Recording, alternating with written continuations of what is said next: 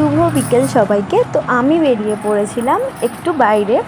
আজকে কিন্তু শ্রাবণ মাসের প্রথম সোমবার। দেখো রাস্তার চারিদিকে কত জল এখনও। তো আমি চলে গেছিলাম আমাদের চিড়িয়ামোড়ের একটা 108 শিব ঠাকুরের মন্দির আছে সেখানে। আমি চিড়িয়ামোড়ে থাকাকালীন ওই মন্দিরে প্রায়ই যেতাম।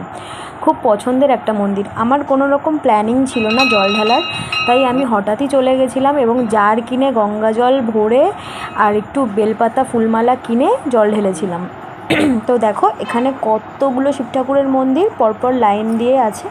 এরকম সেম তো মন্দির কিন্তু একটা পুরীতেও আছে। এইটা হলো শিব ঠাকুরের আরেকটা শিবলিঙ্গ, আরেকটা পেছনে শিবলিঙ্গ আছে।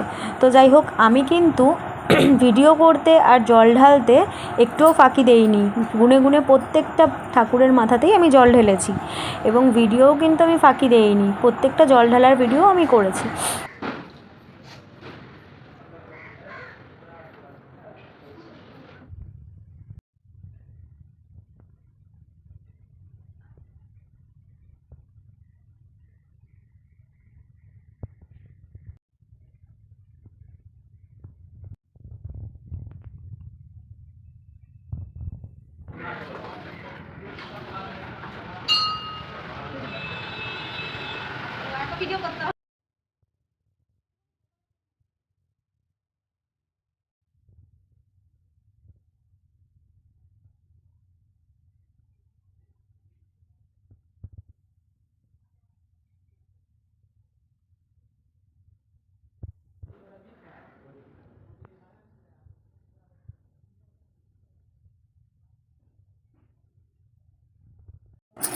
এই শিবলিঙ্গটায় জল ঢেলে আমি আমার পুজো শেষ করলাম।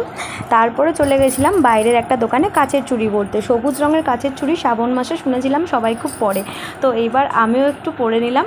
আর কাচের চুড়ি আর পায়ের আলতা পরে ভিডিওটা এখানে স্টপ করলাম। ভালো লাগলে অবশ্যই সবাই লাইক কমেন্ট করো।